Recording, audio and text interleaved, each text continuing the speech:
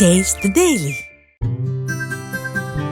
கோவை ராம்நகரில் உள்ள அரசு உதவி பெறும் சபர்பன் மேல்நிலைப் பள்ளியில் 1974ஆம் ஆண்டில் படித்தவர்கள் 50 ஆண்டுகளுக்கு பிறகு சந்திக்கும் நிகழ்ச்சி நடைபெற்றது. அப்போது தங்களின் வகுப்பு ஆசிரியர்களின் கால்களில் நெடுஞ்சான் கிடையாக விழுந்து அவர்கள் ஆசி பெற்றனர். அப்போதைய தின்பண்டங்களான தேன்மிட்டாய், கடலை பர்பி, இலந்தைப்பழம் ஆகியவற்றையும் சுவைத்து ருசித்தனர்.